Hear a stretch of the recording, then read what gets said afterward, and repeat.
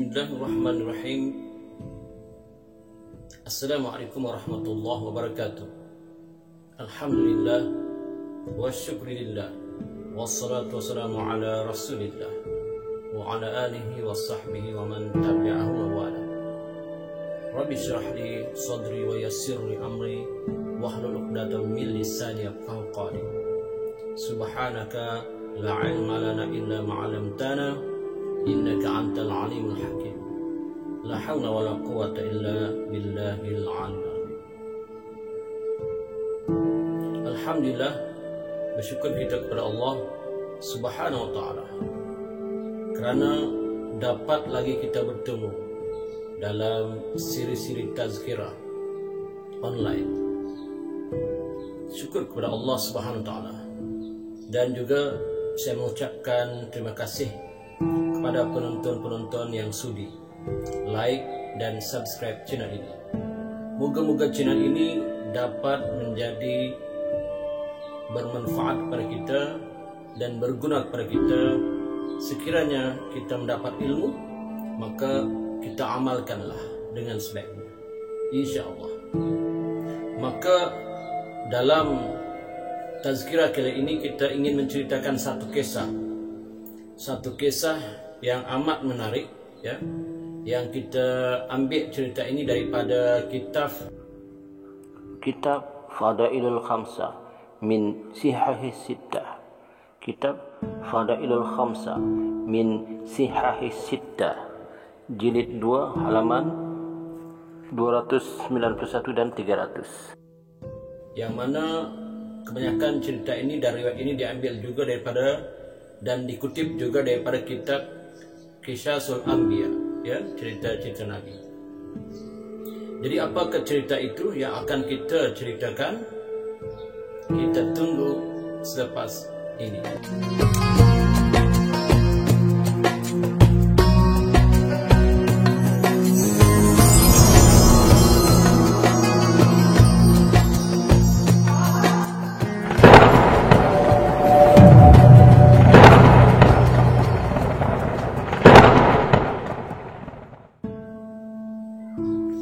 Alhamdulillah, bertemu kembali.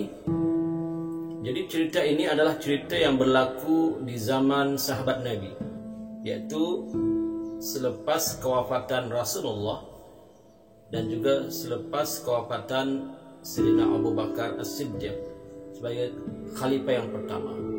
Yaitu kisah ini berlaku di zaman Sayyidina Umar Al-Khattab selaku khalifah Ar-Rasyidin yang kedua, dan juga digelar oleh umat Islam ketika itu sebagai Amirul Mukminin, ya, sebagai pemimpin orang-orang Islam. Yaitu pada satu masa Sayyidina Umar didatangi oleh 3 orang Yahudi. Pada satu masa Sayyidina Umar telah didatangi oleh 3 orang Yahudi, yang mana Yahudi ini, 3 orang Yahudi ini ingin bertanya kepada Sayyidina Umar, ya. Mereka kata, wahai Umar, ya, wahai Umar, Tuan adalah pemegang kekuasaan sesudah Nabi Muhammad dan sahabatnya Sayyidina Abu Bakar. Maka kami datang ini hendak menanyakan beberapa masalah penting pada Tuan.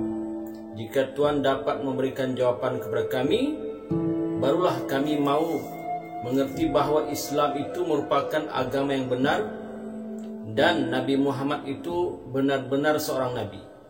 Sebaliknya, jika Tuan tidak dapat memberi jawapan, berarti bahawa agama Islam itu batil dan Nabi Muhammad itu bukan seorang Nabi.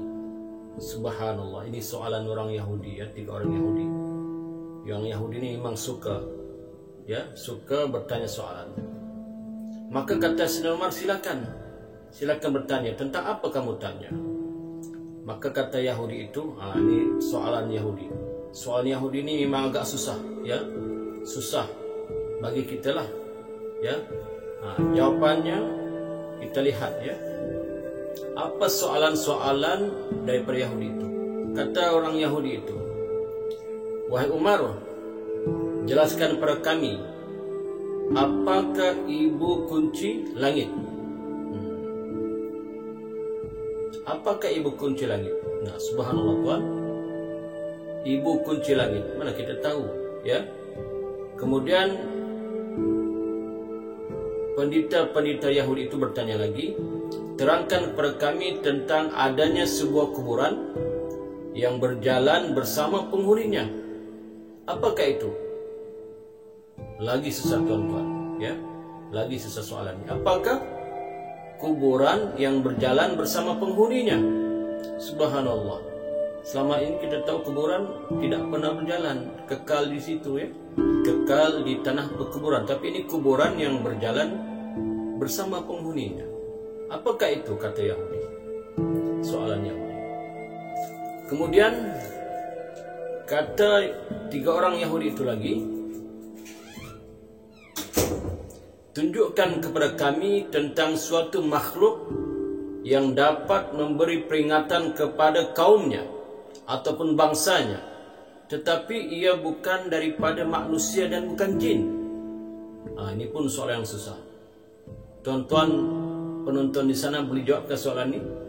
Apakah makhluk yang boleh memberi peringatan kepada kaumnya, tetapi dia bukan dari kalangan manusia dan jin? Susah kan? Kemudian seterusnya orang Yahudi itu bertanya lagi. Kemudian Umar, terangkan pada kami tentang 5 jenis makhluk yang berjalan di atas permukaan bumi, tetapi mereka ini tidak ada ibu, ataupun mereka ini tidak dilahirkan oleh ibu. Ini pun satu soalan yang susah, ya. Yang kita tahu semua makhluk ini lahir-lahir ada ibunya, ya. Lahir-lahir ada ibu. Apa saja makhluk, binatang apapun, hewan apapun. Ini soalan susah. Subhanallah, soalan-soalan ini memang susah, ya. Kalaulah ada orang tanya, tuan-tuan, kalaulah ada orang tanya soalan ini kepada kita spontan begitu, jangan tuan-tuan, saya sendiri pun tak boleh jawab, ya, soalan susah ini. Lalu apa jawab Sayyidina Umar? Maka Sayyidina Umar pun berfikir, ya. Sayyidina Umar berfikir sejenak, berfikir-fikir, kemudian dia berkata, bagi saya Umar, jika tidak tahu atas pertanyaan-pertanyaan yang memang saya tidak ketahui jawabannya, itu bukan suatu hal yang memalukan. Ini jawab Sayyidina Umar kepada orang Yahudi. Maka mendengar jawaban Khalifah Umar itu, pendeta Yahudi 3 orang itu berlonjak kegirangan, gembira, tuan-tuan, gembira sangat, happy. Mereka anggap Sayyidina Umar ni tak boleh jawab, ya. Maka apa orang kata? Kata orang Yahudi itu, sekarang kami bersaksi bahawa Muhammad memang bukan seorang nabi dan agama Islam itu batil. Maka kebetulan pada majlis itu ada sahabat Nabi juga yang bernama Sayyidina Salman Al-Farisi yang hadir ketika itu, segera bangkit berkata kepada pendeta-pendeta itu. Sayyidina Salman yang berada ketika itu bangkit dan berkata kepada pendeta-pendeta itu. Dia kata, kalian tunggu sebentar. Maka Salman Al-Farisi kemana, tuan-tuan? Salman Al-Farisi datang ke rumah Sayyidina Ali, memanggil Sayyidina Ali. Ya Abul Hasan, dia kata, tolong, kata Salman Al-Farisi kepada Sayyidina Ali, ya, bin Abi Talib. Dia kata, wahai Ali, Abul Hasan, tolong Islam, tolong selamatkan Islam, tolong selamatkan Islam, kata Salman Al-Farisi dalam keadaan berlari berjumpa dengan Sayyidina Ali. Maka Sayyidina Ali kebingungan, kenapa wahai Salman? Maka Salman Al-Farisi pun ceritakanlah peristiwa yang berlaku di antara 3 orang pendeta Yahudi yang bertanya soalan pada Sayyidina Umar. Maka bergegaslah Sayyidina Ali dan Salman Al-Farisi berjumpa dengan orang Yahudi tersebut. Ketika Sayyidina Umar melihat Sayyidina Ali bin Abi Talib datang, ia bangun dari tempat duduk lalu terus memeluk Sayyidina Ali karamallahu wajhah, ya. Dia kata, wahai Ali, tiap kali saya ada masalah besar, engkau selalu kupanggil dan engkau selalu datang, ya, kata Sayyidina Umar. Maka setelah Sayyidina Ali berhadap-hadapan dengan para pendeta Yahudi yang sedang menunggu jawaban itu, maka Ali bin Abi Thalib pun berkata, silakan kalian bertanya tentang apa saja yang kalian inginkan. Maka Rasulullah SAW sudah mengajarku 1000 macam ilmu. Kata Sayyidina Ali, Rasulullah telah mengajarku 1000 macam ilmu, dan tiap jenis dari ilmu-ilmu itu mempunyai 1000 macam cabang. Begitu kata Sayyidina Ali kepada pendeta-pendeta itu. Tetapi kata Sayyidina Ali, sebelum kamu bertanyakan soalan, sekiranya semua pertanyaan kamu itu dapat aku jawab, apakah kamu beriman dan masuk Islam? Kata Sayyidina Ali, apakah kalau aku dapat menjawab soalan kamu itu, apakah kamu beriman dan memeluk Islam? Maka kata pendeta Yahudi itu, ya, benar, kami akan beriman, ya. Jadi kata Sayyidina Ali, teruskan, apakah kemuskilan dan pertanyaan kalian itu, biar saya dengar. Maka Sayyidina Ali berkata, sekarang tanyakanlah satu demi satu, apakah soalan yang kamu nak tanyakan itu? Maka kata pendeta Yahudi, apakah ibu kunci yang mengunci pintu-pintu langit? Itu soalan Yahudi yang pertama. Apakah ibu kunci yang mengunci pintu-pintu langit? Maka kata Sayyidina Ali, sesungguhnya ibu kunci itu ialah syirik kepada Allah, syirku billah, syirik kepada Allah. Sebab semua hamba Allah, semua ada laki-laki atau wanita, jika ia syirik kepada Allah, amalnya tidak akan dapat naik sampai ke hadrat Allah Subhanahu wa taala. Kemudian pendeta Yahudi itu bertanya lagi, anak kunci apakah yang dapat membuka kunci-kunci pintu langit itu? Maka kata Sayyidina Ali, anak kunci itu ialah kesaksian syahadah, asyhadu an la ilaha illallah wa asyhadu anna Muhammadar Rasulullah. Aku naik saksi bahawa tiada Tuhan melainkan Allah dan Nabi Muhammad itu pesuruh Allah. Maka mendengar jawapan Sayyidina Ali itu, 3 orang pendeta Yahudi itu saling pandang memandang di antara mereka, ya. Kemudian mereka berkata, benar kata apa yang dikatakan oleh Sayyidina Ali. Seterusnya kata mereka lagi, soalan seterusnya, apakah, dan terangkan kepada kami tentang apakah kuburan yang dapat berjalan bersama penghuninya? Maka kata Sayyidina Ali, kuburan itu ialah ikan nun, ya, ikan nun, ikan paus yang besar yang menelan seorang nabi bernama Yunus bin Matta, ya. Ketika itu Nabi Yunus alaihissalam dibawa oleh ikan paus itu mengelilingi 7 lautan di atas muka bumi ini.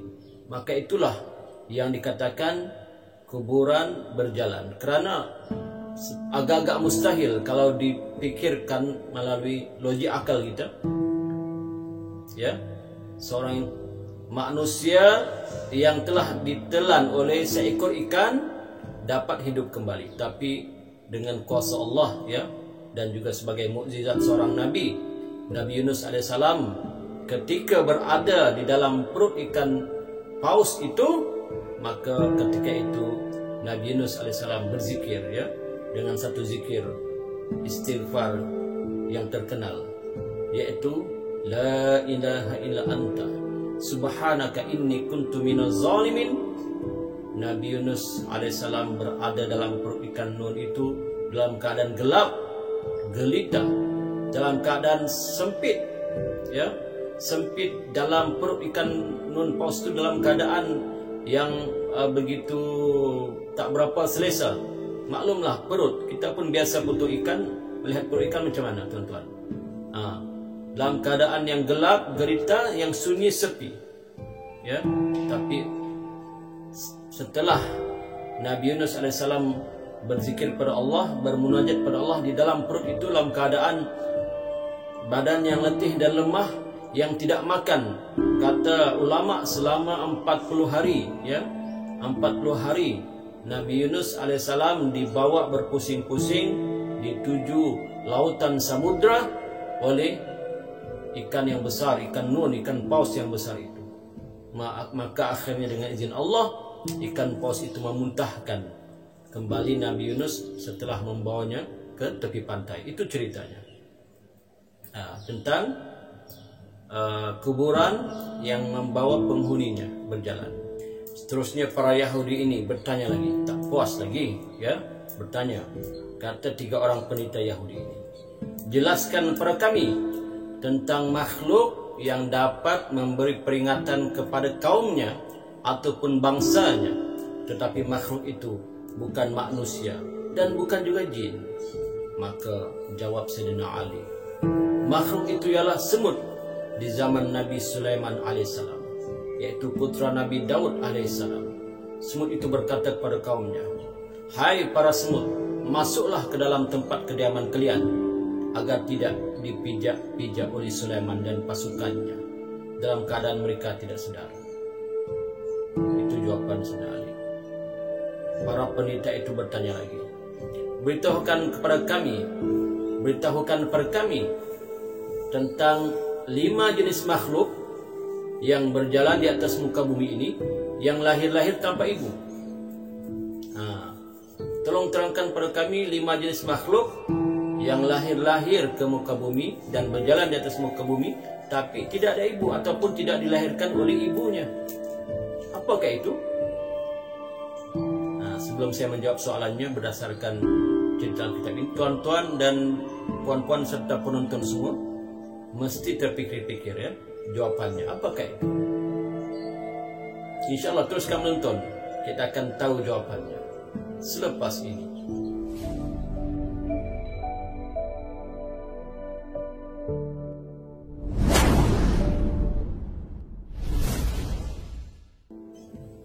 Maka apa jawab Sayyidina Ali tentang soalan siapakah ataupun apakah makhluk, 5 makhluk, apakah 5 makhluk yang lahir tanpa ibu ataupun lahir-lahir berjalan di atas muka bumi ini tidak dilahirkan oleh ibunya? Maka kata Sayyidina Ali, ya, jawaban yang pertama, 5 makhluk itu ialah, kata Sayyidina Ali, yang pertama Adam alaihissalam, ya. Adam alaihissalam, datuk moyang kita, ya, yang lahir di surga tanpa ibu. Para penonton sekalian, tahukah siapa ibu Sayyidina Adam? Ya, datuk kita tak ada, lahir tanpa ibu. Itu yang pertama, ya, makhluk. Kemudian Nabi Adam alaihissalam diturunkan oleh Allah Subhanahu wa taala ke muka bumi ini dan berjalan di atas muka bumi ini tanpa ibu. Tanpa ibu, artinya dia adalah makhluk di kalangan manusia yang pertama. Yang kedua adalah istrinya dan moyang kita juga, nenek kita, moyang kita itu Siti Hawa, ya, Siti Hawa. Siti Hawa pun adalah seorang makhluk manusia yang lahir tanpa ibu.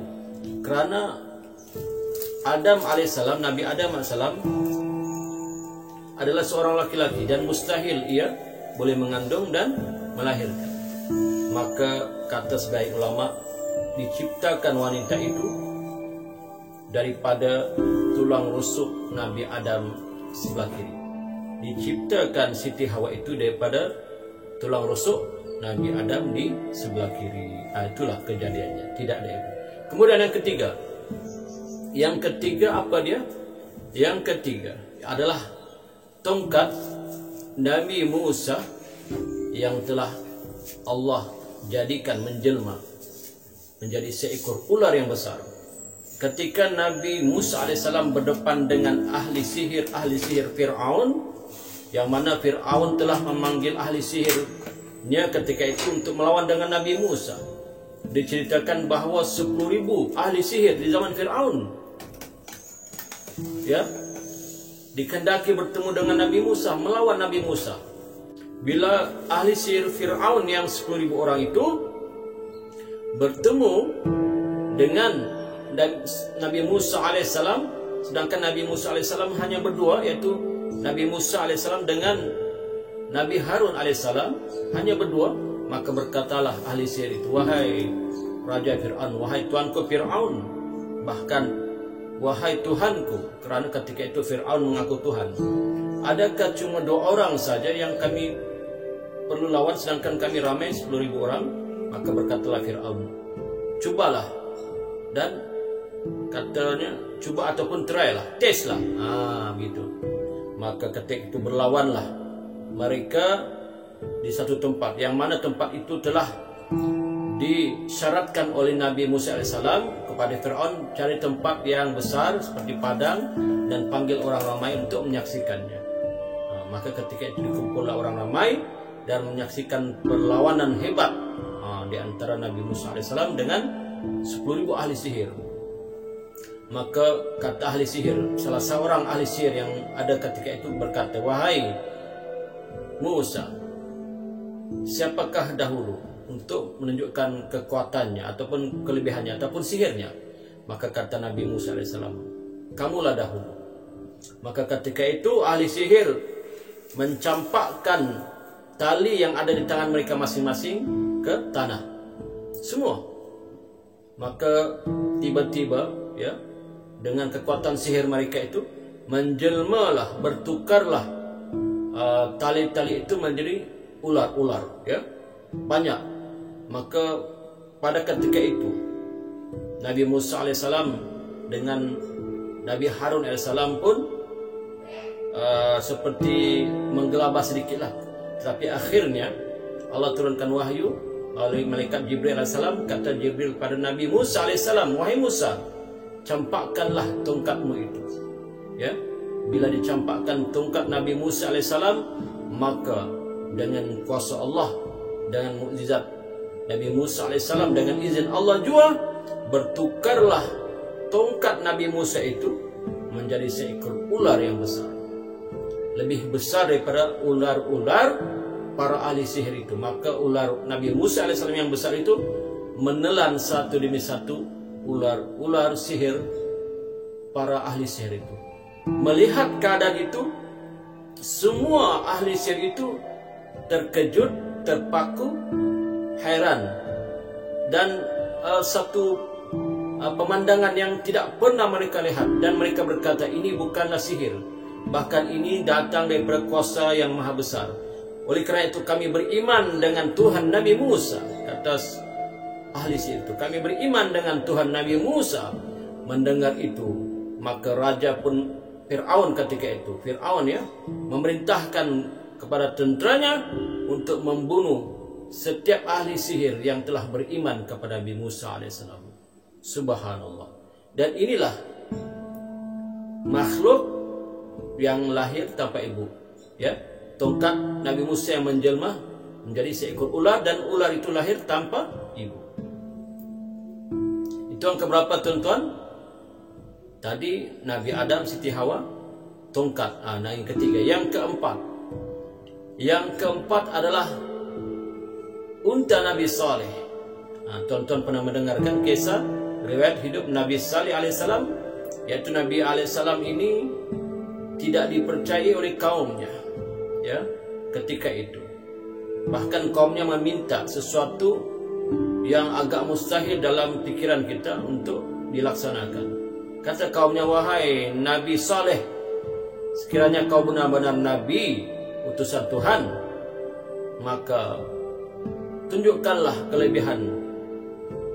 Lepas itu barulah kami beriman. Maka kata Nabi Saleh, wahai kaumku, apakah yang kamu inginkan? Maka kata kaum Nabi Saleh, keluarkanlah unta daripada celah-celah batu. Maka dengan izin Allah Subhanahu wa taala, Nabi Saleh pun menunjukkan tempat yang batu yang besar itu dengan kuasa Allah.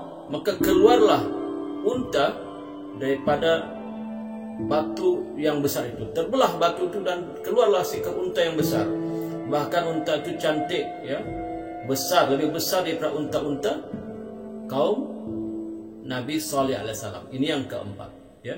Dan unta itu lahir tanpa ibu. Yang kelima apa tuan-tuan? Yang kelima ini semua orang tahu dan setiap tahun orang akan sibuk mencarinya, ya, yaitu di zaman Nabi Ibrahim alaihissalam dan Nabi Ismail alaihissalam. Ketika Nabi Ibrahim alaihissalam dapat perintah Allah Subhanahu wa taala untuk menyembelih anaknya Nabi Ismail, maka Nabi Ismail ketika itu, wahai ayahku, kalau itu perintah Allah, laksanakanlah. Dalam keadaan sedih, ya, Nabi Ibrahim pun melaksanakan perintah Allah untuk menyembelih anaknya Nabi Ismail, tuan-tuan. Itulah ketaatan seorang nabi, ya. Hebat para nabi ini, tuan-tuan. Kalau kita lah dapat perintah itu, sanggupkah kita sembelih anak kita sendiri? Tidak sanggup, tuan-tuan. Tetapi Nabi Ibrahim alaihissalam kerana menunaikan perintah Allah dan Nabi Ibrahim yakin ada hikmah di sebaliknya, maka Nabi Ibrahim pun sembelih anaknya. Ini cerita.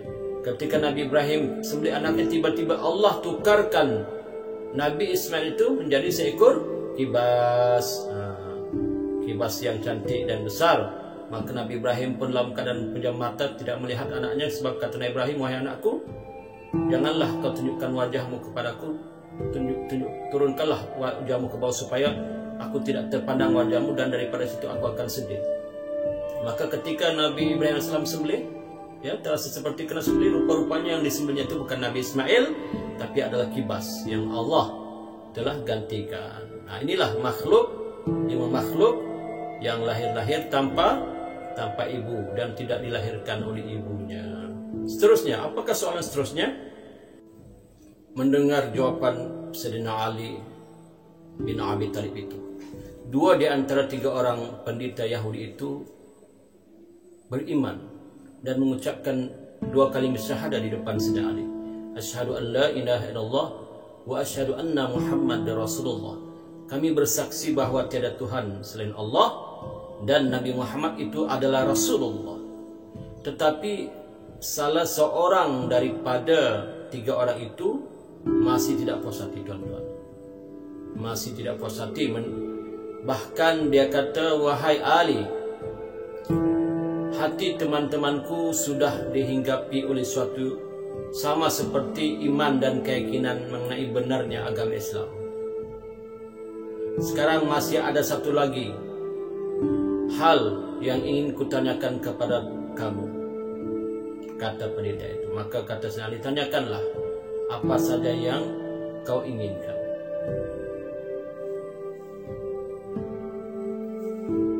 Maka kata seorang pendeta Yahudi itu, wahai Ali, coba terangkan kepadaku tentang sejumlah orang yang pada zaman dahulu sudah mati selama 309 tahun, kemudian dihidupkan kembali oleh Allah. Bagaimana hikayat tentang mereka itu?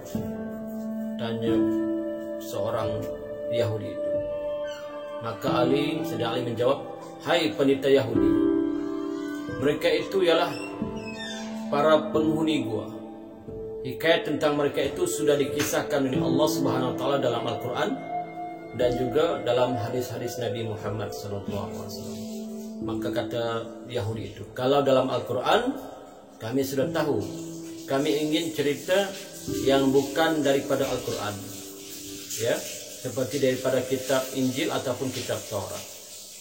Karena di dalam kitab-kitab agama Nasrani ada diceritakan tentang Ashabul Kahfi, tapi versi mereka bukan versi Islam, ya. Versi mereka itu dikatakan seven sleepers, ya, 7 orang yang tidur. Jadi itulah yang ingin didengar oleh seorang pendeta Yahudi. Maka kata Sayyidina Ali, kata orang Yahudi, kalau daripada Al-Quran saya sudah banyak kali mendengarnya, ya.